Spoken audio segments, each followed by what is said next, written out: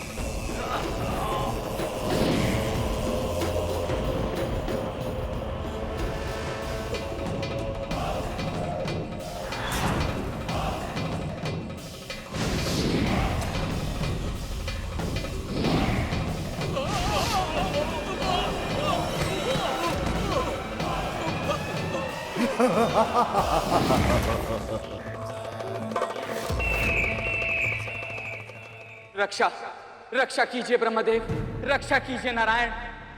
तारकासुर का उत्पात बहुत बढ़ गया है प्रभु। हमने बहुत प्रयास किया, परंतु हम सब मिलकर भी उसे रोकने में विफल रहे। असुर राज तारकासुर की, महाबली तारकासुर की, असुर राज तारकासुर की, महाबली तारकासुर की। हमें स्वर्ग से निष्कासित करके उस तारकासुर ने स्वर्ग के सिंहासन पर अपना अधिकार कर लिया है प्रभु।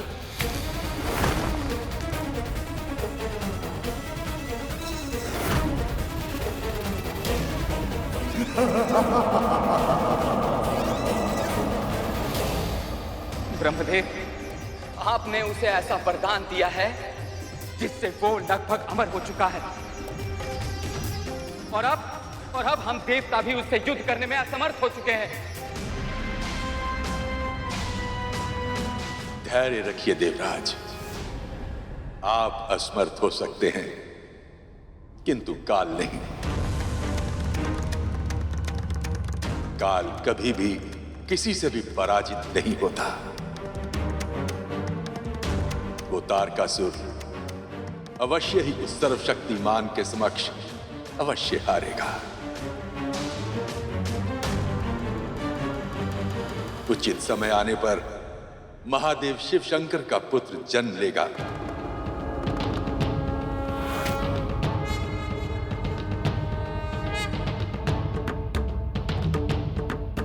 और तारकासुर का अंत अवश्य करेगा। पर यह कैसे संभव है ब्रह्मदेव? देवी सती महादेव में लीन हो चुकी हैं और महादेव समाधि में हैं।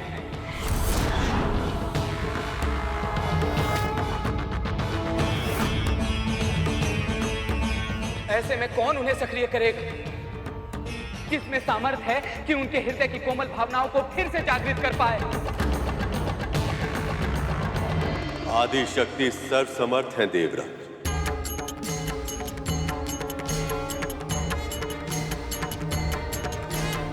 वह एक बार फिर से जन्म लेंगे, एक बार फिर से शिव और शक्ति का मिलन होगा।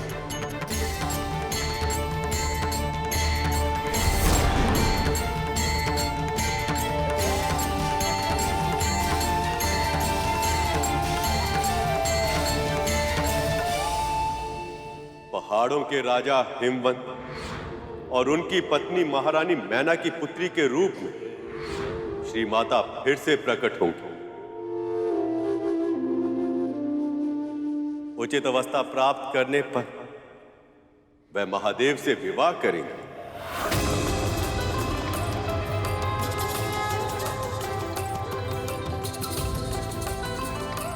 आपको जानकर सुखद आश्चर्य होगा कि महाराज हिमवंत और महारानी मैना पहले से ही श्री माता का व्रत आरंभ कर चुके हैं। तारकासुर अपने शक्ति के आवेश में ये भूल चुका था कि उसके अंत का कारण शीघ्र ही जन्म लेने वाला है।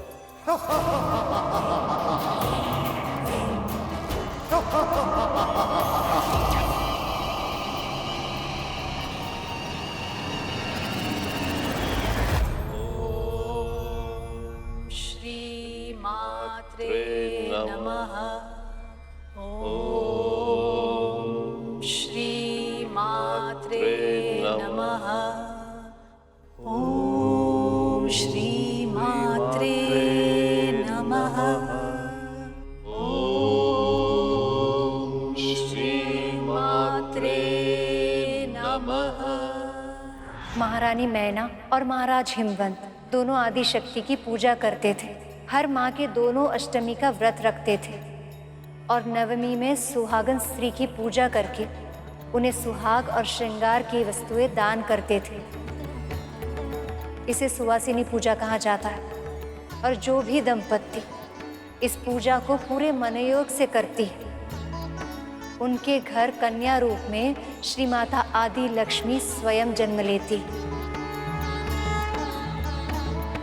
एक और दोनों महाराज और महारानी ये महान व्रत पूरे विधि विधान के साथ कर रहे थे, पर उसी समय दूसरी ओर तारकासुर का आतंक बढ़ता जा रहा था।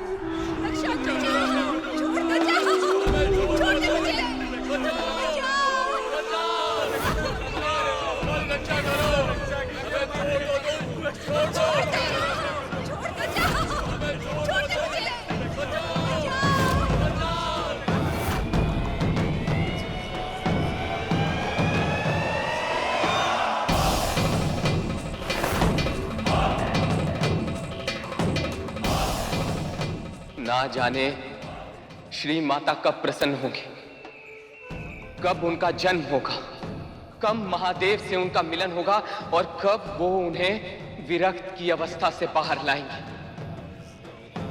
कब उनके पुत्र का जन्म होगा और कब होगा इस दुष्ट अत्याचारी तारकासुर का अंत।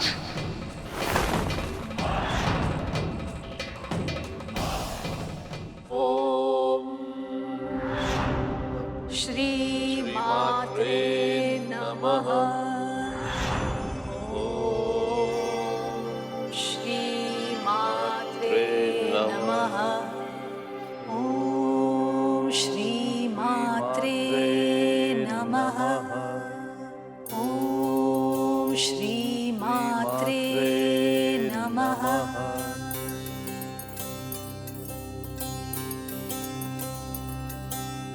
बड़े प्रयत्न और भक्ति के बाद मां आदिशक्ति ने मैना देवी और महाराज हिमवंत को दर्शन दिया।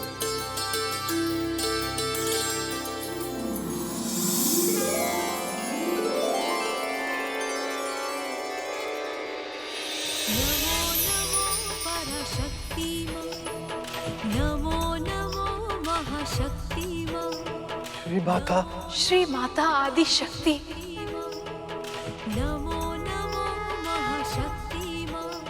मैं आपके व्रत और भक्ति से प्रसन्न हूँ। कहिए, क्या वर पाना चाहते हैं आप? श्री माता, हमें संतान की इच्छा है, पर मैं आपसे 4 विनती करना चाहती हूँ।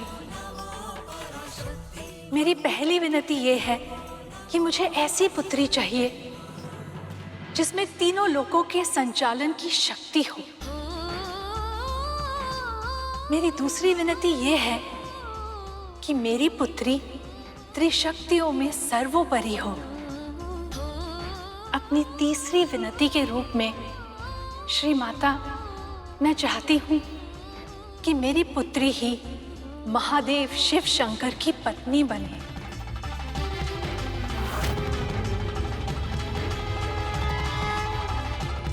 अर्थात आप दोनों मुझे ही अपनी पुत्री के रूप में प्राप्त करना चाहते हैं। हाँ माता, हमारी यही इच्छा है। और चौथी विनती वो क्या है देवी? श्री माता, हम चाहते हैं कि हमारी पुत्री के जन्म से पहले हमारे 100 पुत्र जन्म ले, ताकि हमारी पुत्री के जन्म के बाद उसे 100 भाइयों का स्नेह मिल सके।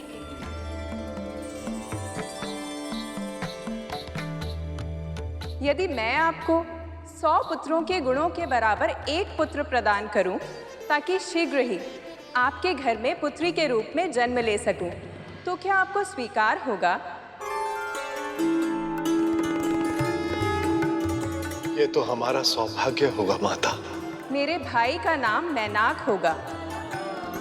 जब भविष्य में हनुमान लंका जाने के लिए समुद्र लांघेंगे, तो मैनाक पर ही कुछ क्षण के लिए विश्राम करेंगे। मैनाक के बाद मेरा जन्म होगा, और मेरे जन्म के बाद आपको 99 पुत्रों की प्राप्ति होगी। सभी यशवान होंगे और 10 दिशाओं में आपके वंश की कीर्ति का प्रसार करेंगे।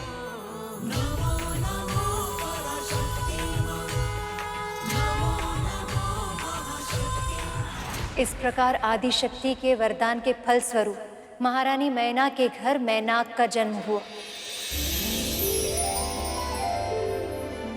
और फिर शीघ्र ही आदिशक्ति के जन्म का समय भी आ गया।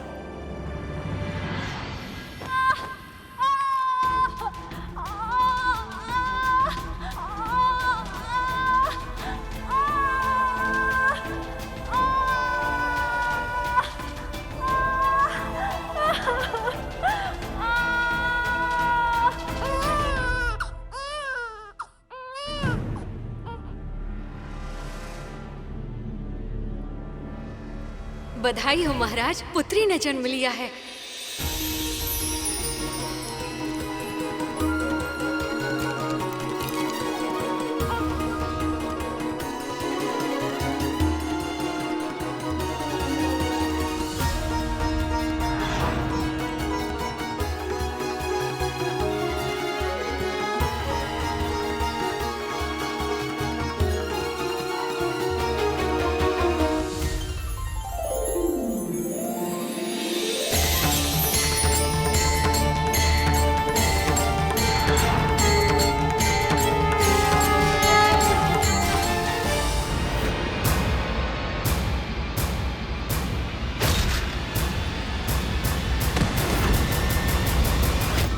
चैत्र माह की शुक्ल पक्ष की नवमी तिथि को मध्य रात्रि में मृगशीरा नक्षत्र में श्री माता का जन्म हुआ।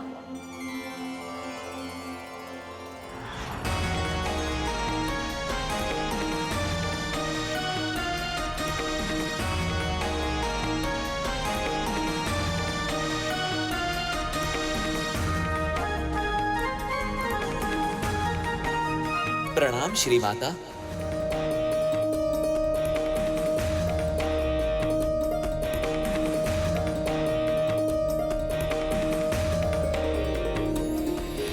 आपकी पुत्री श्याम वर्ण की है, इसलिए इन्हें काली के नाम से पुकारा जाएगा।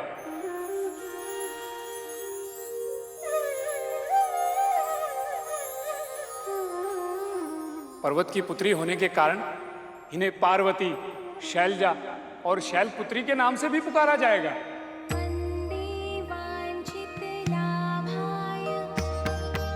बड़ी होकर एक निश्चित आयु प्राप्त करने के पश्चात जग पिता महादेव शिव शंकर की अर्धांगिनी बनेंगी।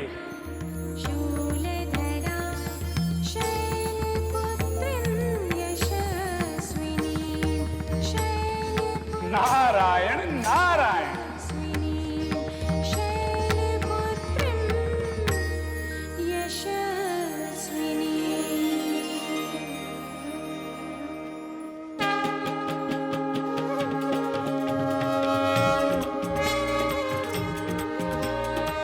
मैं धन्य हो गया श्री माता, धन्य हो गया। माँ शैलपुत्री की जय, माँ शैलपुत्री की जय, माँ शैलपुत्री की जय, शैलपुत्री की जय, शैलपुत्री की जय। महाराज हिमवंत और महारानी मैना ने पुत्री के जन्म के लिए बहुत अधिक प्रार्थना की थी और इसीलिए उन्हें माँ ललिता के अवतार के माता पिता बनने का सौभाग्य प्राप्त हुआ। और सत्य तो ये है कि जब किसी साधारण दंपत्ति को भी कन्या रत्न की प्राप्ति होती है तो उसमें भी श्री माता का अंश होता है।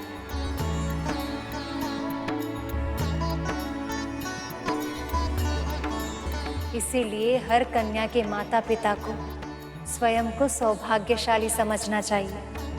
अपने भीतर छिपी दिव्यता के कारण इस संसार की हर कन्या पूजनीय होती है।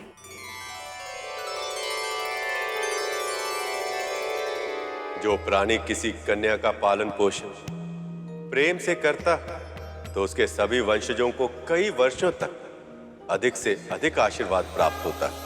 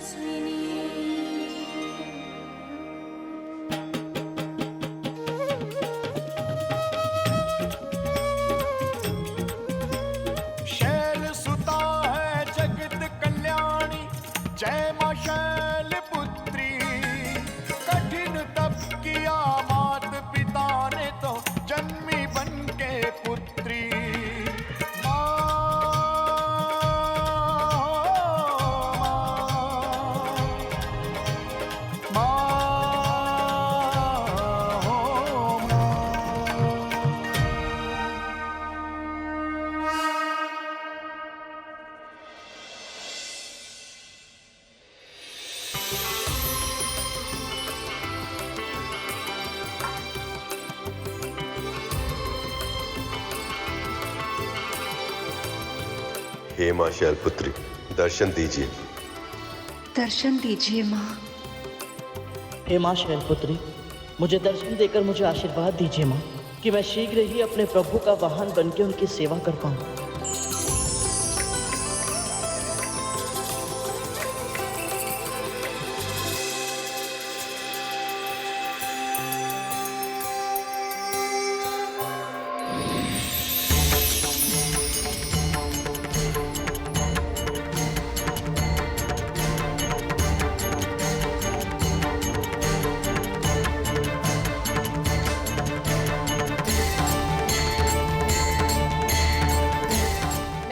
सबकी पूजा और भक्ति से प्रसन्न हूँ। सुपर्ण, तुमने मेरे इस व्रत का पालन किया। निसंदेह तुम्हारा ये लक्ष्य पवित्र है, पर तुम इसमें सफल होकर अपनी नियति को प्राप्त कर पाओगे या नहीं, ये तुम्हारी इच्छा शक्ति पर निर्भर करेगा। किसी भी कार्य को आरंभ करना सरल होता है पुत्र, परंतु उसे निरंतर करते रह पाना कठिन। यदि तुम अगले 9 दिनों तक सभी 9 देवियों की पूजा का संकल्प पूरा कर पाए तो अपना लक्ष्य अवश्य प्राप्त कर पाओगे। ये मेरा आशीर्वाद है।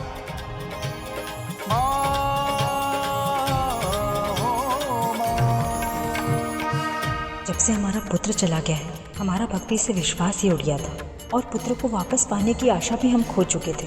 पर आपकी भक्ति के साथ साथ वो आशा भी पुनः जाग गई है और हमें पूरा विश्वास है कि आप हमारे पुत्र को भी शीघ्र ही हमारे पास लौटा देंगे।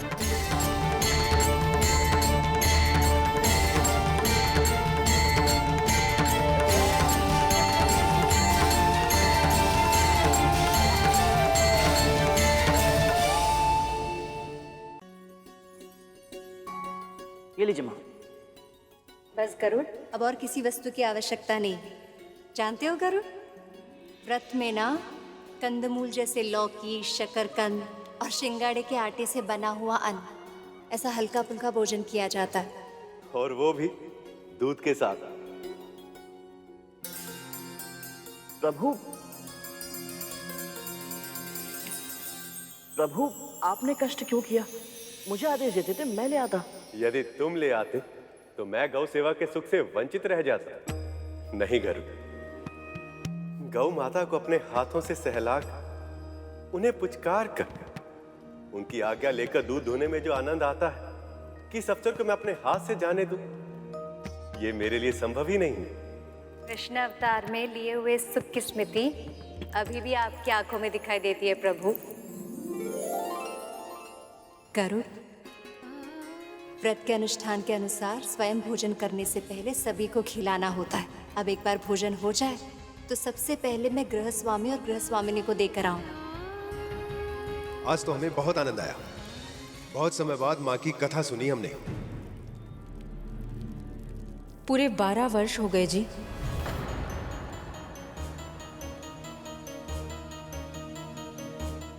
हम जानते हैं हर नवरात्रि में आपके मन की पीड़ा फिर से उभर कर आ जाती है, परंतु धीरे धीरे इस पीड़ा को मिटाना होगा। कैसे? कैसे भूल जाए उसे जिसे 9 महीने अपने कोख में रखा है, जिसका पालन पोषण न केवल अपने दूध से बल्कि अपने रक्त से किया है,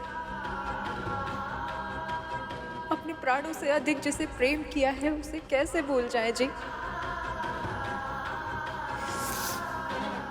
आप बतलाइए, क्या आप भूल सकते हैं वो दिन जिस दिन आपके हृदय का अंश आपको और हमें छोड़कर न जाने कहां चला गया? बतलाइए ना, करिएगा ऐसा।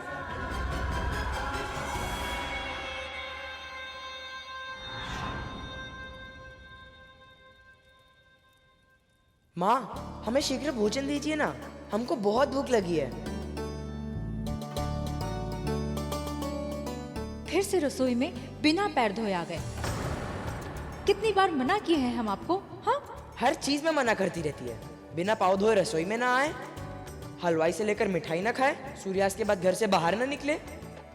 केवल आप ही हमें रोक टोक करती रहती है। बावला हो गए आप। आपको कितनी बार समझाया है हमने, आप अपनी माँ से इस प्रकार बात ना किया कीजिए। समझ नहीं आती आपको? यदि माँ आपको किसी काम के लिए मना करती है तो आपके भले के लिए ही करती होगी ना। हम अब बड़े हो चुके हैं, आप दोनों हमेशा मुझे डांटते रहते हैं। आपको ये बात समझ में नहीं आती है क्या कि हम अपना भला बुरा समझने के सक्षम हो गए हैं? ठीक है, हमको भी नहीं रहना यहाँ पर। अरे पुत्र, रुकिए, कहाँ जा रहे हैं? कम से कम भोजन तो करके जाइए। डांट खा ली है और भूख नहीं है। हर बात पे रोक टोक करती हैं, डांटती फटकारती है और फिर प्रेम करने का स्वांग भी करती है। आप बहुत बुरी माँ हैं। मैंने आपसे बुरी माँ आज तक नहीं देखी।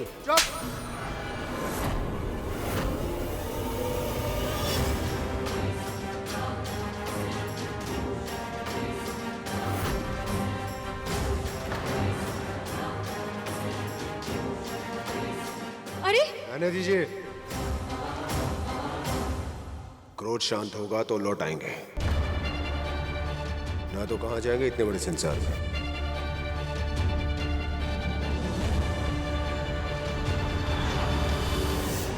हम भी ना जानते थे कि ना कभी उनका क्रोध शांत होगा और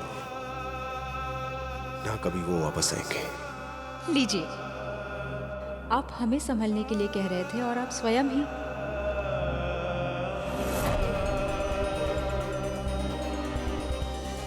पुत्र के जाने के दुख में इन दोनों ने उत्सव मनाना ही छोड़ दिए थे, इसलिए हम यहाँ आए हैं भक्ति पर इनका विश्वास वापस लाने। कभी कभी भक्त की आस्था वापस लाने के लिए भगवान को भी किसी न किसी रूप में आकर प्रयत्न करना पड़ता है। सुनिए बहन जी,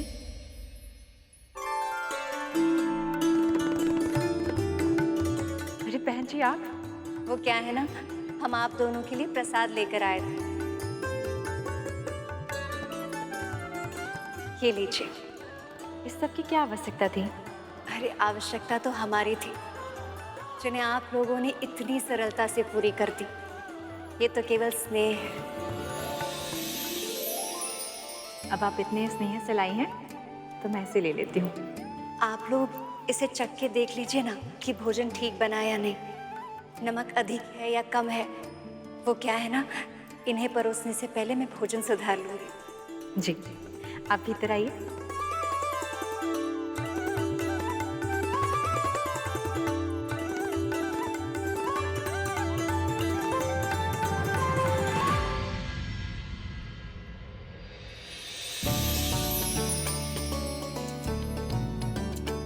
सचमुच बहन जी, प्रसाद तो बहुत स्वादिष्ट बनाई हैं आप, माँ भगवती की कृपा से। धन्यवाद। आज नींद बहुत अच्छी आएगी। आप दोनों अपनी चिंता माँ पर छोड़ दीजिए, मैं चलती हूँ। जय माँ भगवती। जय माँ। जय माँ भगवती।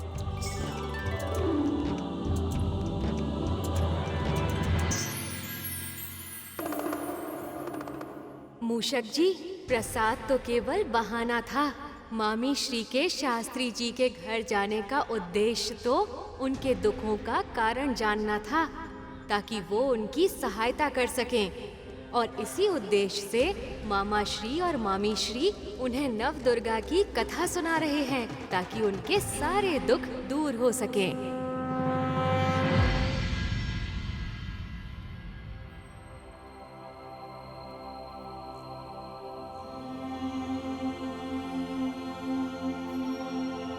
मैं तो अपनी माँ से एक पल के लिए भी क्रोधित नहीं रह पाता। वो कैसा पुत्र होगा जो 12 वर्षों तक क्रोधित है। किसी की परिस्थितियां जाने बिना उसके बारे में अपना विचार बना लेना या उनके व्यवहार पर अपना निर्णय दे देना, ये उचित नहीं है गरुड़। और यदि किसी व्यक्ति से भूल हो जाए और उस भूल को सुधार ले तो उसे भूला नहीं कहते। और मुझे पूर्ण विश्वास है श्री माता इस दंपत्ति को कथा सुनने का पुण्य अवश्य देंगी। इन दोनों को अपने पुत्र से अवश्य मिलाएंगी ये।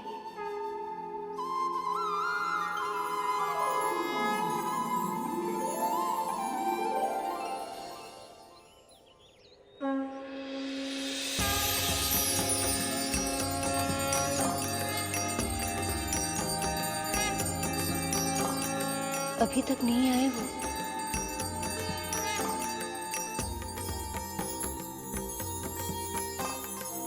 अरे आ गए आप लोग। कल आप कथा ही इतनी सुंदर सुनाए थे बहन जी कि आज हम दोनों अपने आप को रोक ही नहीं पाए। तो चलिए फिर बिना विलंब किए नवरात्रि के दूसरे दिन माँ शैलपुत्री के रूप की कथा सुनते हैं।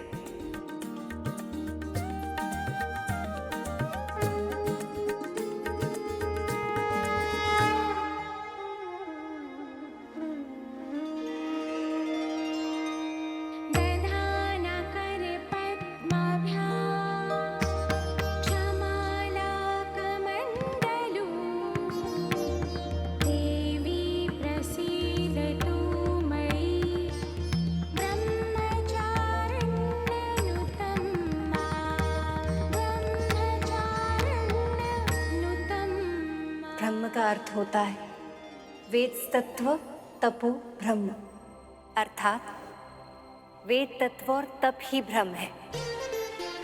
और चारिणी का अर्थ होता है चारण, अर्थात आचरण करने वाली। इस प्रकार ब्रह्मचारिणी का अर्थ हुआ तप का आचरण करने वाली। देवी का ये रूप पूर्ण ज्योतिर्मय है और अत्यंत भव्य।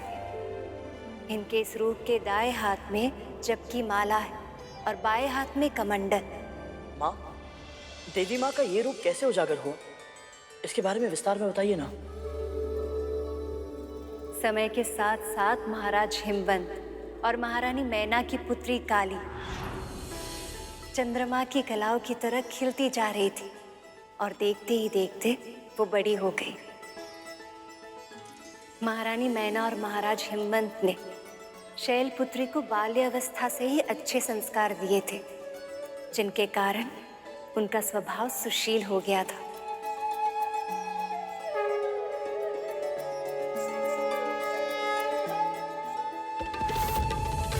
महारानी मैना ने छोटी अवस्था से ही उन्हें तरह तरह के व्रत और अनुष्ठान करना सिखाया था, ताकि शैलपुत्री को वो पति की प्राप्ति हो जिनके लिए उनका जन्म हुआ था।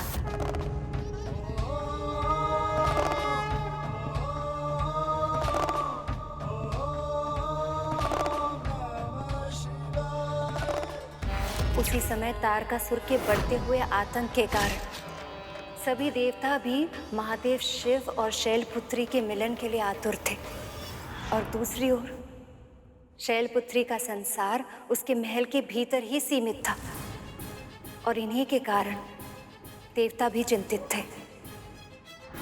आपसे क्या छुपा है देवर्षि, आप हम देवताओं की सारी स्थिति अच्छी तरह जानते हैं। हमारी सारी आशाएं महादेव के पुत्र पर निर्भर है, पर जब तक वो और शैलपुत्री एक दूसरे से भेंट नहीं करेंगे तब तक महादेव सक्रिय कैसे होंगे, और यदि सक्रिय नहीं हुए तो उनमें प्रेम कैसे होगा, उनका परिणय कैसे होगा, और फिर उन्हें पुत्र कब प्राप्त होगा।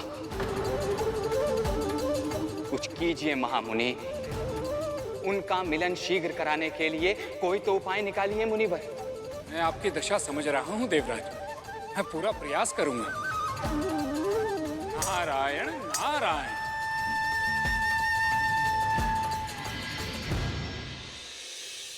नारायण नारायण।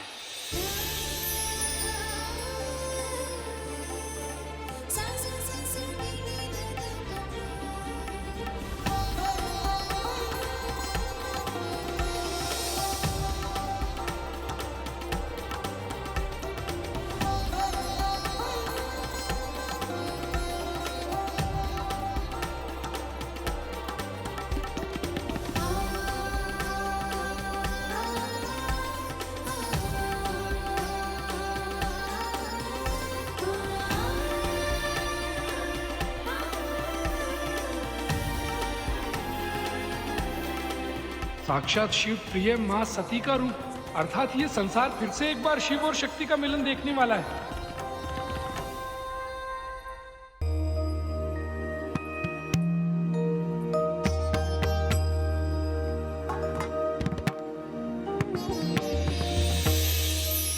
आज्ञा दीजिए मुनिवर, आपके चरण प्रखार कर मैं आपका स्वागत करना चाहती हूँ। ये क्या कर रही हैं देवी आप? मैं तो एक साधारण मुनि हूँ। आप तो महामुनि हैं, मैं तो केवल साधारण सी कन्या हूँ। आपको ज्ञात नहीं है देवी कि आप स्वयं महाशक्ति का रूप हो। आपका आदर सत्कार करके मुझे आनंद भी मिलेगा और आशीर्वाद भी। आज्ञा दीजिए मुनिवर।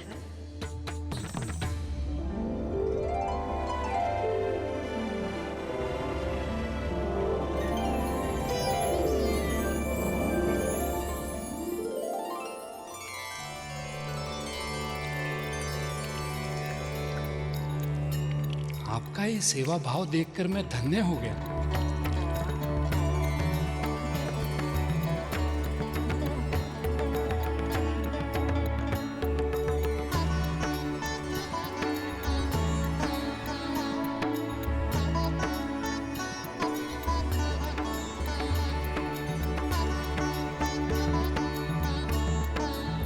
आइए मुनिवर। मैं तो ये भी नहीं जानता कि आप मुझे आशीर्वाद दे रही हैं या फिर मेरी कामना को फलीभूत होने की शक्ति प्रदान करके पूरे जगत को आशीर्वाद दे रही हैं। परंतु मेरी कामना है आपका विवाह उन्हीं के साथ हो जिन्हें पति रूप में प्राप्त करने की इच्छा समय आपके हृदय में सहज रूप से प्रकट करे, जिनके लिए आपके हृदय में भाव अपने आप उत्पन्न हो। नारायण नारायण। आइए मुनिवर।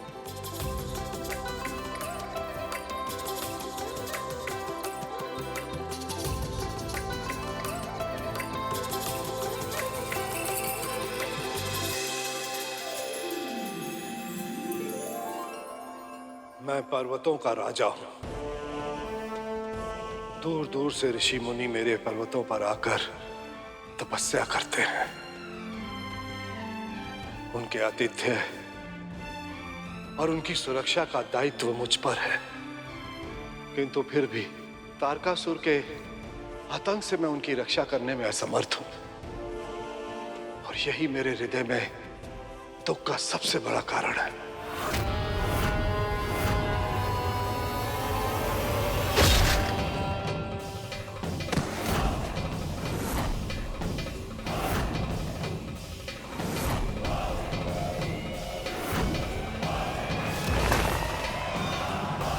इस तारकासुर ने तो उदंडता की सारी सीमाएं पार कर दी थी प्रभु। हर पापी की तरह तारकासुर भी अपने पाप का घड़ा भर रहा था, किंतु नियति ने उसके पतन की योजना पूर्व में ही निर्धारित कर ली थी। मैं जानता हूँ आपके सामर्थ्य में जो भी होगा, उन ऋषि मुनियों पर होने वाले अत्याचार को रोकने के लिए वो सब आप अवश्य करेंगे, और मुझे इस बात पर पूर्ण विश्वास है। परंतु आज मैं इस बात पर विचार करने नहीं आया हूँ। श्री नारायण की कृपा से मेरे मन में शैलपुत्री के विवाह को लेकर विचार आया है। यदि आपकी आज्ञा हो तो। आप मुनिवर हैं, देव ऋषि हैं, उससे कुछ कहने के लिए आपको संकोच करने की आवश्यकता नहीं। आपके ही राज्य में इस महल के निकट एक गुफा है, और उस गुफा में एक दिव्य योगी समाधि लिए बैठे हैं। यदि आप अपनी पुत्री को उनकी सेवा में समर्पित करें तो उसका कल्याण अवश्य होगा। नारायण नारायण।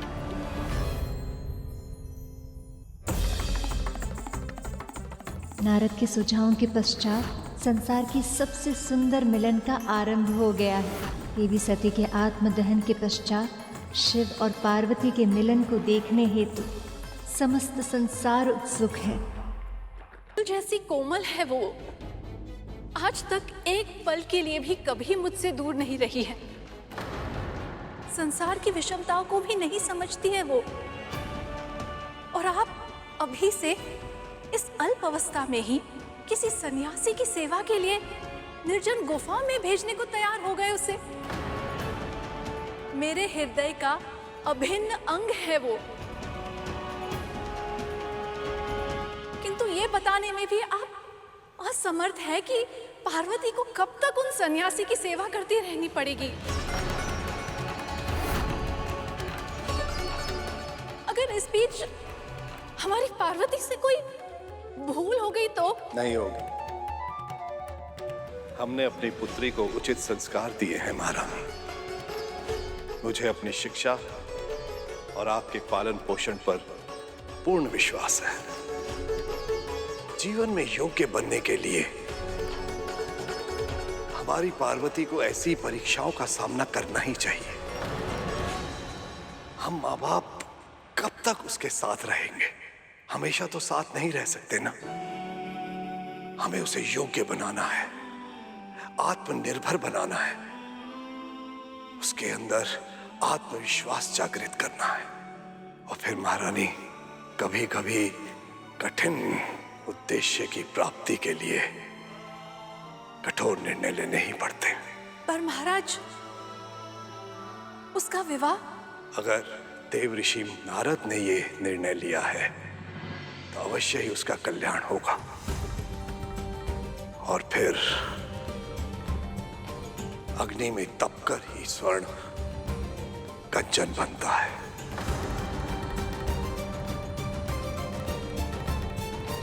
इस ऋषि की सेवा करने से अवश्य मेरी पुत्री का भी उत्थान होगा और उसकी शादी शीघ्र ही शिव जी से हो जाएगी। इस कथा के आरंभ होने की प्रतीक्षा मैं भी आतुरता से कर रहा था। मेरे माता पिता के मिलन तथा तारकासुर के वध की कथा अति रोचक है मूषक जी। आपको भी अत्यधिक आनंद आएगा इस कथा को सुनने में। और इस कथा में गरुड़ के लिए भी एक अति महत्वपूर्ण सीख छिपी है, जो उसे मामा श्री का वाहन बनने में उसकी सहायता करेगी।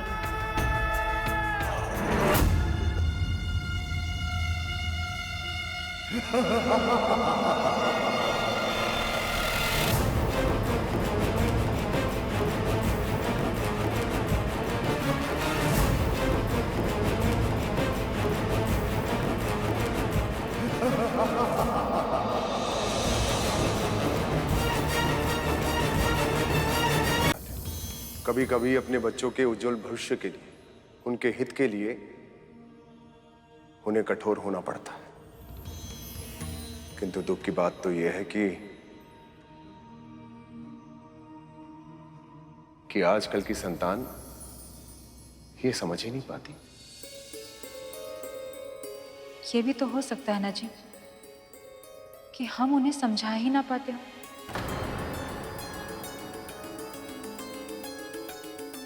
कठोरता के साथ साथ कोमलता का भी होना आवश्यक होता है। पालन पोषण में ये संतुलन हो, तभी संतान अच्छे संस्कार का महत्व जान पाते हैं और योग्य बन पाते हैं।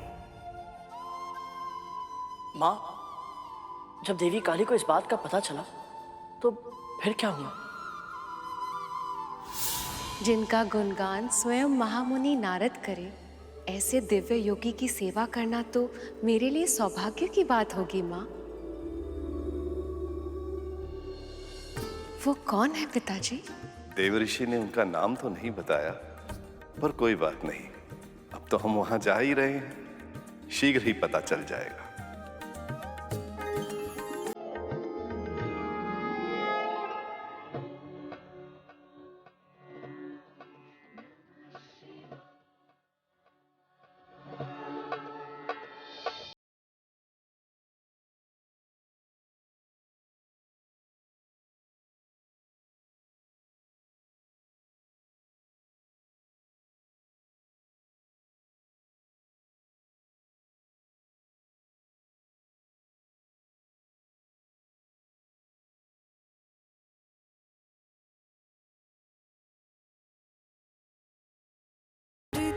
वातावरण इतना मनमोहक हो उठा है, ऐसा लग रहा है जैसे प्रकृति ही खिल उठी हो, है ना पिताजी?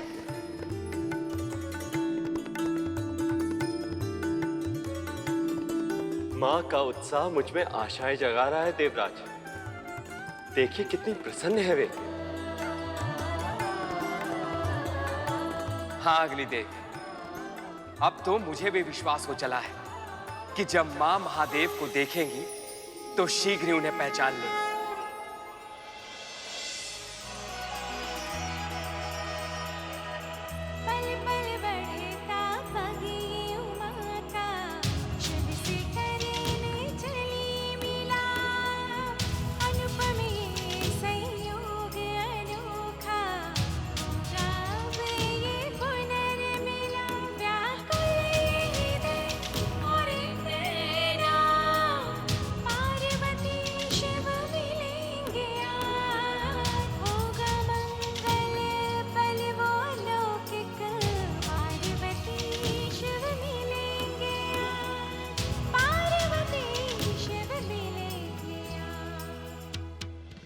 फल फूल तोड़ने में इतना समय क्यों लगा रही हो पुत्री? पिताजी, आपने ही तो कहा था कि वो महाआत्मा कई समय से तपस्या कर रहे हैं। ऐसे दिव्य योगी को कुछ फूल अर्पित करने ही चाहिए। और हो सकता है यदि वो समाधि से जागे तो उन्हें तीव्र भूख लगी हो। ऐसे में मैंने सोचा कि कुछ फल और शहद साथ में रख लेना उचित होगा। किंतु अभी तक तो ये भी नहीं पता कि वो तुम्हें अपनी सेवा का आज्ञा देंगे भी या नहीं।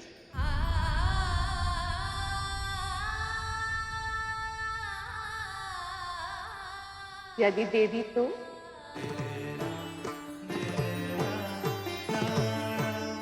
जिस क्षण से वो मुझे आज्ञा देंगे, उसी क्षण से मुझे उनकी सेवा करने के लिए तत्पर रहना चाहिए ना। सत्य तो ये है कि न जाने क्यों मुझे ऐसा लग रहा है कि मुझे अपने जीवन का उद्देश्य मिलने वाला है।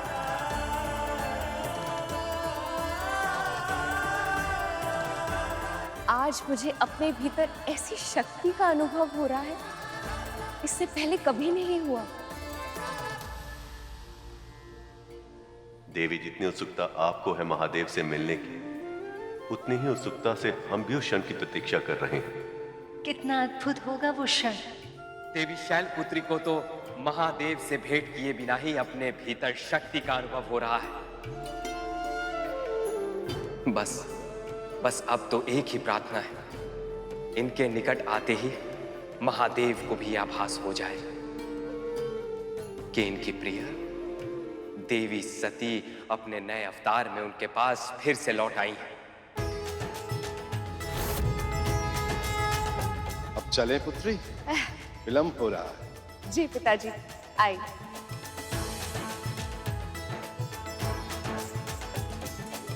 हर बीतते क्षण के साथ मेरा विश्वास और दृढ़ होता जा रहा है देवराज। ये दोनों जैसे ही एक दूसरे को देखेंगे, एक दूसरे में छिपे अपने अंश, अपने प्रेम को अवश्य ही पहचान लेंगे। और जब ऐसा होगा तो महादेव अवश्य ही सक्रिय हो उठेंगे।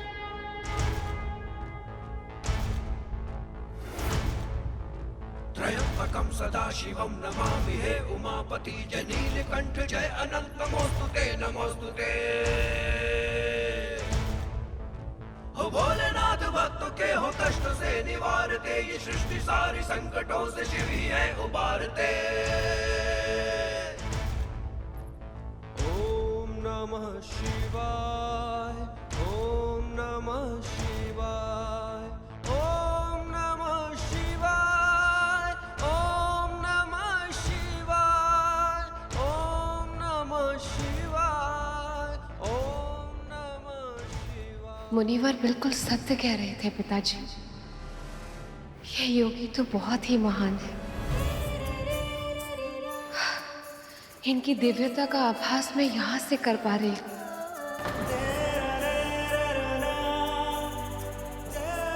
नारायण नारायण। ठहरो, तुम यहीं प्रतीक्षा करो, मैं मुनिवर के दर्शन कर उनकी आज्ञा लेकर आता हूं।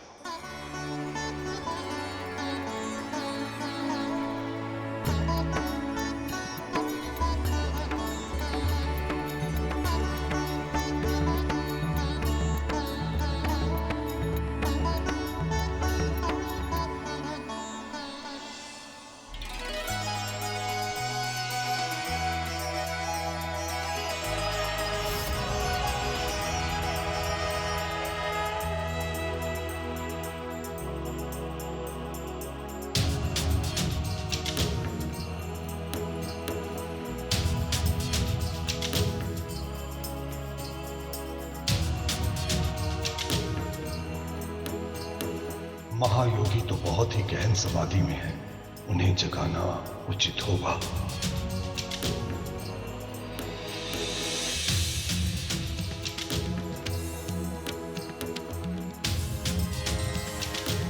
पिताजी को गए हुए कुछ ही क्षण हुए हैं। अभी से मुझे ऐसे लगने लगा है जैसे कितना समय बीत गया हो। अब और प्रतीक्षा करना मेरे लिए संभव नहीं हो रहा।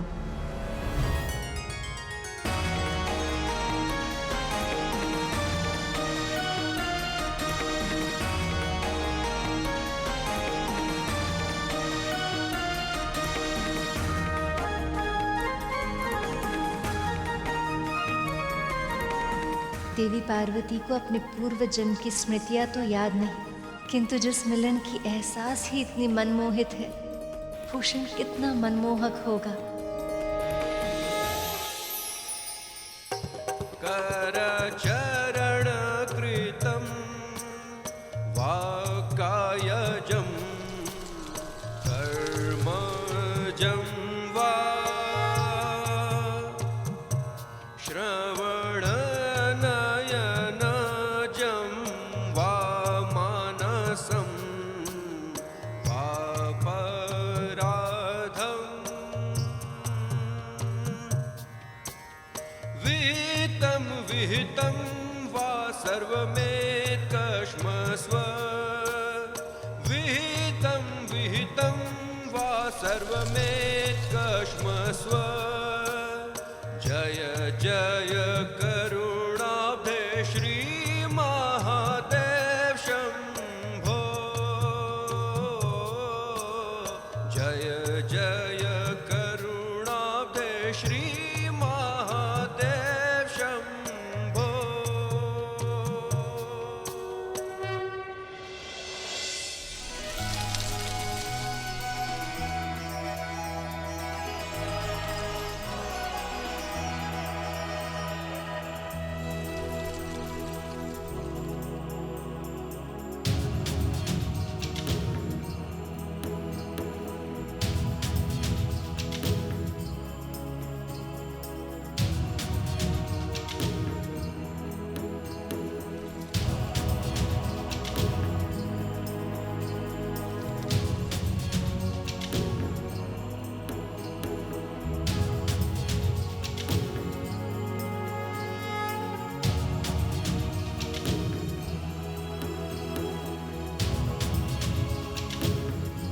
बस अब कुछ ही क्षण और शीघ्र ही महादेव मां को पहचान लेंगे और शीघ्र ही होगा इस सृष्टि के कल्याण का आरंभ।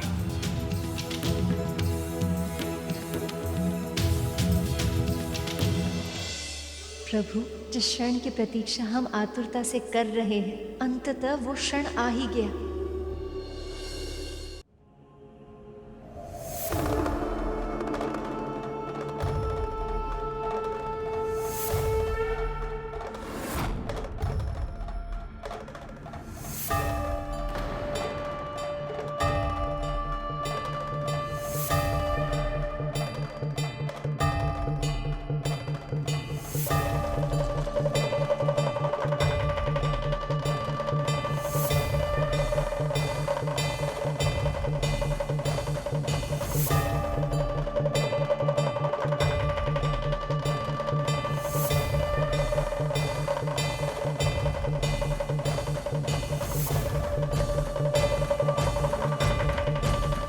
बहुत अधिक समय हो गया है। माँ और महादेव कब देखेंगे एक दूसरे को और कब पहचानेंगे एक दूसरे को?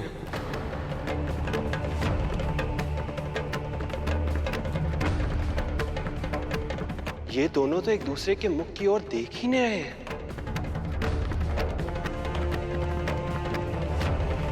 ना ही मां महादेव के चरणों से अपनी दृष्टि हटा रही हैं और ना ही महादेव पूर्णतः अपनी आंखें खोल रहे हैं।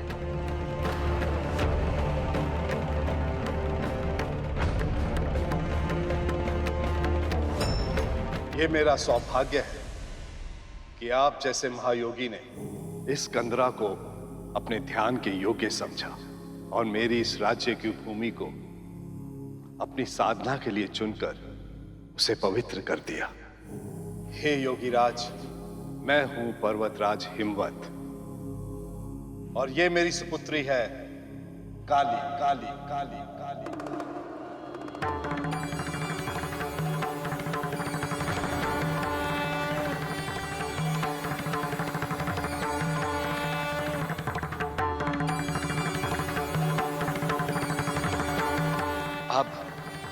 अब पहचानेंगे महादेव मां सती को। अब अवश्य ही उनकी उपस्थिति का आभास होगा इन्हें। हे योगीराज, मेरी तरह मेरी सुपुत्री पर भी इस भूमि का ऋण है। मेरी आपसे एक विनती है कि आप इसे अपनी सेवा का सौभाग्य प्रदान करें। आपके वचन प्रार्थना होते हुए भी मेरे ध्यान में व्यवधान का कारण बन रहे हैं पर्वतराज।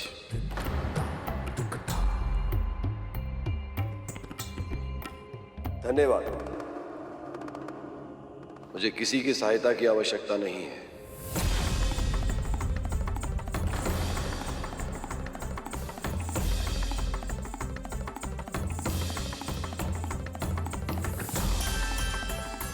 ये क्या कह रहे हैं महादेव? पहचानिए, सती स्वयं है सामने।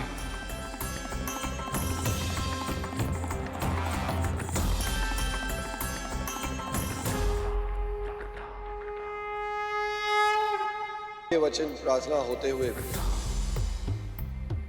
मेरे ध्यान में व्यवधान का कारण बन रहे हैं पर्वतराज। धन्यवाद, मुझे किसी की सहायता की आवश्यकता नहीं है।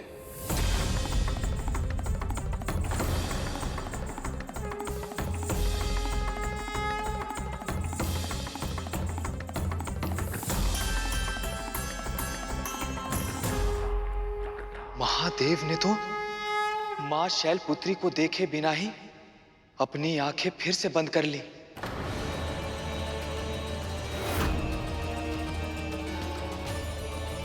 इन्हें तो सेवा करने से ही मना कर दिया। अब क्या होगा मुनिवर? यदि महादेव दृढ़ निश्चयी है तो शैलपुत्री भी शक्ति स्वरूपा है, और यदि शक्ति अपने मन से कुछ करना चाहे तो उन्हें कौन रोक सकता है? नारायण नारायण।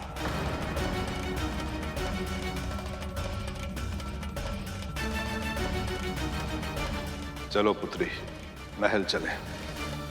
नहीं पिताजी, नहीं पिताजी, नहीं पिताजी।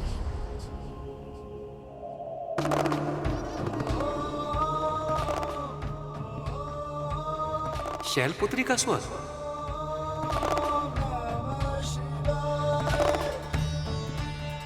अब देखना यह है कि महादेव इस स्वर को पहचान पाते हैं या नहीं।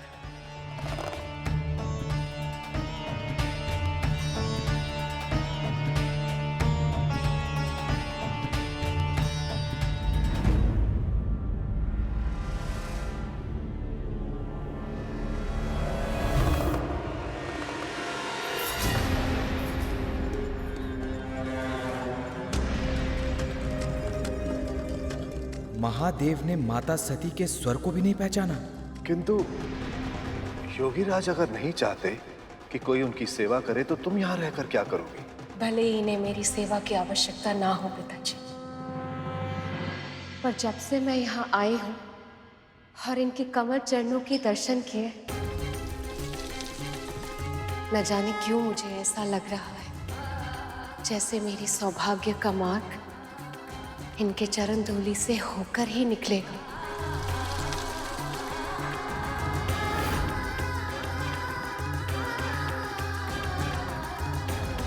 अब ये सेवा मैं इनके लिए नहीं, अपने लिए करूंगी पिताजी।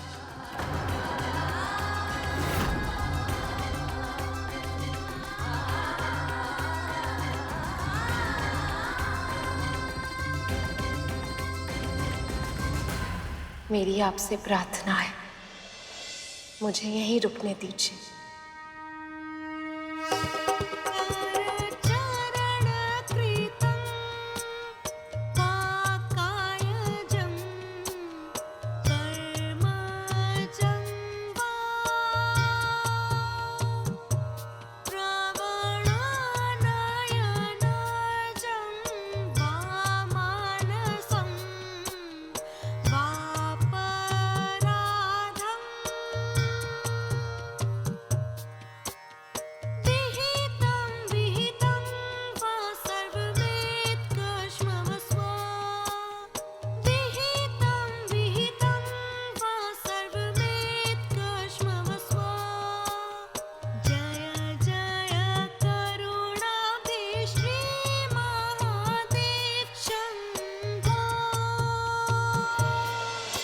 देवी सती के हृदय में महादेव को देखकर प्रेम की भावना तो अवश्य ही उमड़ रही है, किंतु महादेव का हृदय सती से वियोग के कारण इतना आघात हुआ कि उन्होंने पार्वती की ओर दृष्टि भी नहीं की। यदि महादेव ने शीघ्र ही अपनी समाधि नहीं तोड़ी तो पता नहीं तारकासुर के आतंक से इस संसार की रक्षा कैसे होगी।